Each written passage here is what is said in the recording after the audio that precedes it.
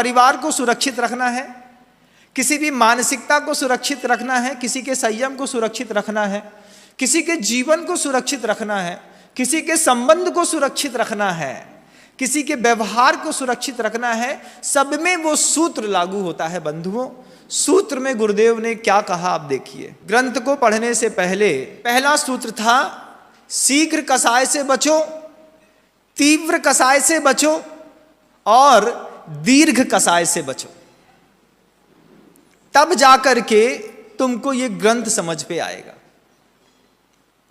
आपको अपना जीवन चलाना हो बंधुओं, उस गृहस्थी चलानी हो, गृहस्थी में टूट फूट हो रही हो, विसंवाद हो रहे हो, नाना प्रकार के राग द्वेष हो रहे हो, हिंसा का वातावरण बन रहा हो, कसाय की उत्पत्ति हो रही हो, गृहस्थी में भी ये सूत्र लागू होता है। लेकिन गृहस्थों को कभी गुरुदेव ने दिया नहीं, मुनियों को दिया। उस आगम ग्रंथ को पढ़ने के लिए कहते हैं, सबसे पहले तीव्र कसाय से बचो, फिर दीर्घ कसाय से बचो और उसके बाद शीघ्र कसाय से बचो।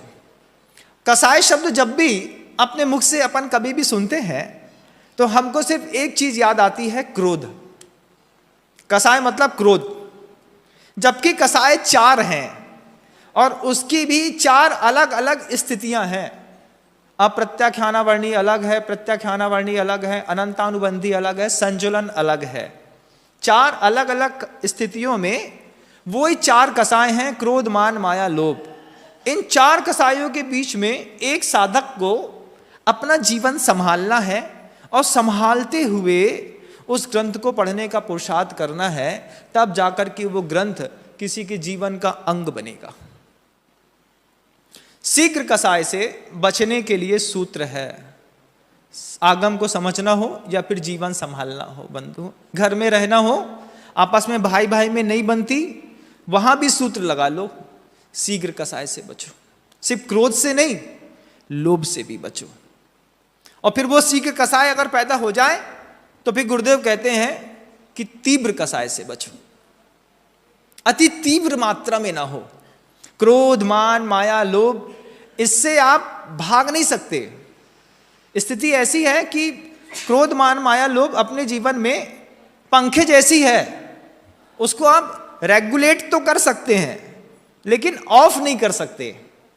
5 नंबर में पंखा चल रहा है, बटन खटका खराब हो गया है, तो आप 5 को 4 कर सकते हैं, 4 को 3 कर सकते हैं, 3 को 2 कर सकते हैं, 2 को 1 कर सकते हैं, लेकिन 1 को 0 में नहीं ला सकते आप।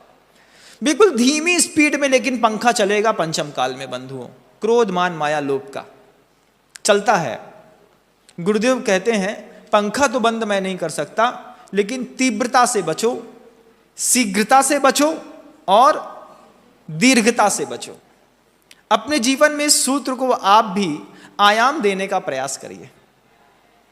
अपना खुद का परिवार भी संभालना हो बंधुओं, तो क्रोध जब तीव्रता से पैदा हो जाता हो, सूत्र लगा के देखना। मुनि महाराज ने कहा था, भाई है तीव्र कसाय से बचो। उसी भाई के चक्कर में अगर वो बीमार पड़ गया है और प्रॉपर्टी हड़पने की चिंता हो रही हो, तब भी सूत्र लगाना बंधुओं, तीव्र लोभ से बचो।